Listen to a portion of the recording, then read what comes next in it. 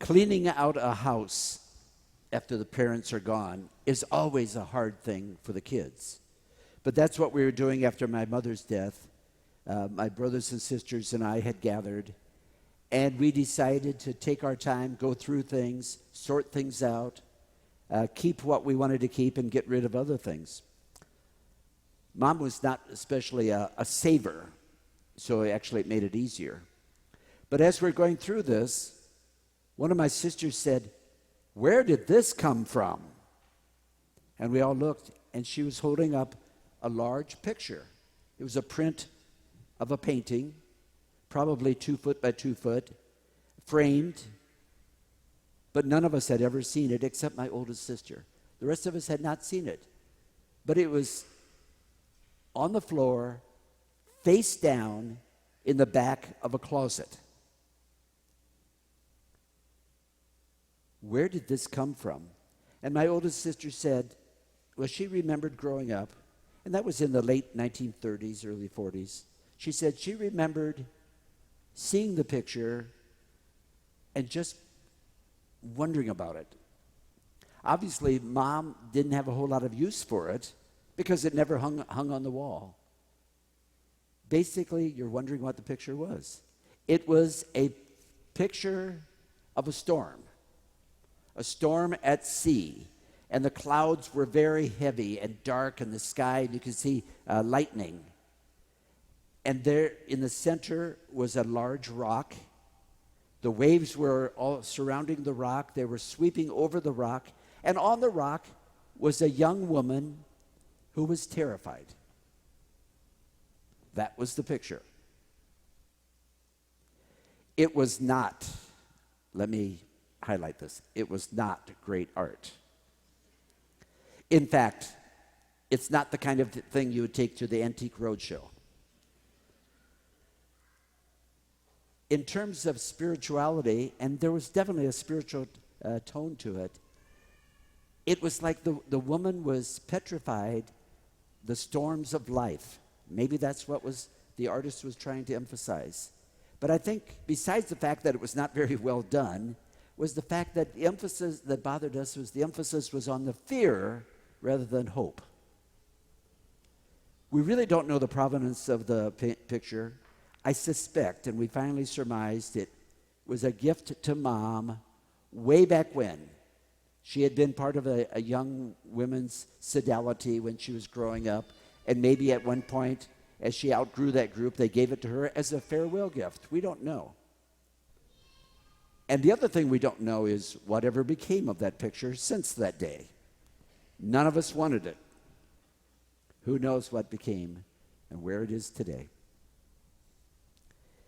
Seeing a picture of a storm is part of our Christian heritage. The whole idea of surviving in a storm is major, and it's part of the history of our church. In fact, the early Christians often thought about the storm at sea, the gospel passage I just read, as one of their favorite passages. Probably their number one favorite passage was the story of the Good Shepherd from John's Gospel. Jesus as the shepherd taking care of them. But this ranked very high because they had the storms in their own lives. They had the persecutions. They had being kicked out of their religion that they had grown up in. They were misunderstood. They had personal storms, and probably some families were divided. So seeing Jesus calming the storm was probably very important to them. But the emphasis was on the hope, not on the fear itself. So as we look at storms, where do we put the emphasis? Go back to this gospel story I just read, chapter 4 of Mark's gospel. The disciples go through 3 different moods. The first mood is one of complete terror, fear. It says the storm was incredible and the waves were sweeping over the boat. Now, they were fishermen, so there's a good chance they had seen storms before. But this one must have been pretty violent. And it's almost like they were afraid of being swept overboard. And that could happen. And the water was gushing in. They didn't want to sink. That's the first thing. They were filled with fear. The second thing was their concern about Jesus. I don't think they were worried about him sleeping through the storm and drowning. They were perturbed at Jesus. In fact, you might just say they were angry. What's he doing sleeping when we're perishing? Have you ever had that feeling where you wonder, the people that you expect would come to your aid, they don't seem to care. They're busy about other things. That's how they felt about Jesus. Now, this is considered the first nature miracle in the gospel. In other words, we've seen Jesus heal people, but overcoming the forces of nature. This is the first account, chapter 4 of Mark's gospel.